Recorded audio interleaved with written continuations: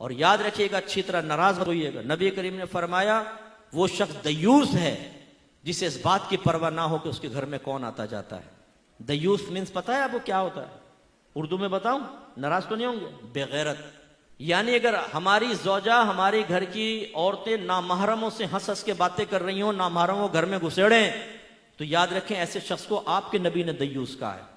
नामहरम कौन होता है? ये नहीं कि कोई अजनबी घर में मोहल्ले का लड़का घुस रहा हो, खालाजाद, फुप्पीजाद, चचाजाद, मामूजाद, इन कजनों से पर्दा है आपकी बीवी का, वो नामहरम है।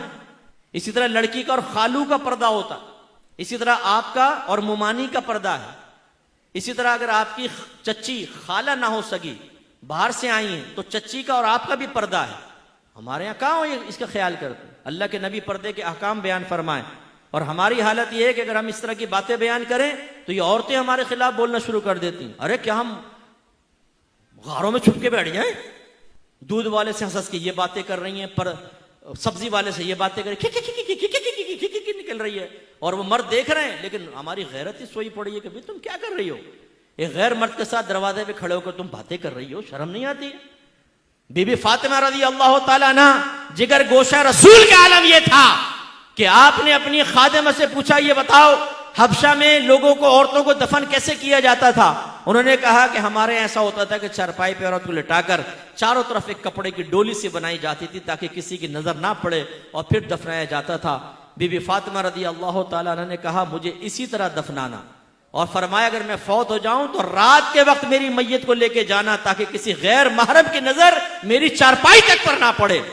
वो बीबी फातिमा नबी करीम सल्लल्लाहु अलैहि वसल्लम की बेटी, तरबियत याफ्ता, ये कहे, और ये बीबी फातिमा को मानने वाली, उनकी न्याज़ें खाने वाली, ये कहे कि हम पर्दा नहीं करेंगी। और घर का वो सरपरस्त बेवकूफ किस्म का, वो कहता है कि जी मैं परमिशन देता हूं तुम बगैर पर्दे के घूमो फिरो। यानी कितनी बहनें मुझे ऐसी मिली जो ये कहती है कि हमारे शौहर ये कहते हैं कि मेरे दोस्त आए, रिश्तेदार आए, बिला पर्दा सामने बैठो।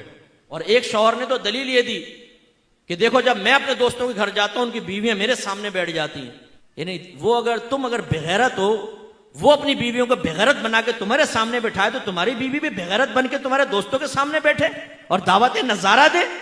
मर्द की नीयत का क्या मालूम?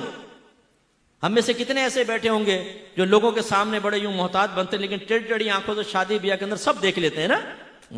लाल वाली कपड़े वाली देख, अच्छा कर रहे यूं होंगे, उंगलियों के झरोके से देख लेंगे।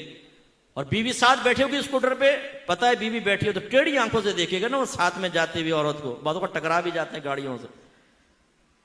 तो जब हमारी नीयतों में इतना फतूर है कि शैतान कुछ ना कुछ डाल देता है, तो आपने कैसे समझा कि घर की औरत के शैतान से बिल्कुल पाको साफ हो गई? शैतान उसके जहन में ख्याल नहीं डाल सकता, गैर मर्द की तरफ उसकी तवज्जो नहीं जा सकती। ये हमारी जिम्मेदारी है कि हम उसको रोकें। नबी करीम तो ये करें और हम ना करें, गलत चीज है ना।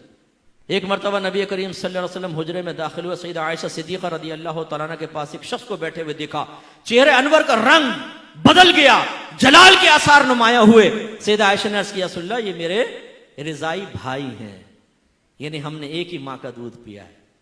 तो फिर सरकार का जलाल कम हुआ, यानी जलाल में तशरीफ लाए कि घर में अजनबी मर्द कैसे?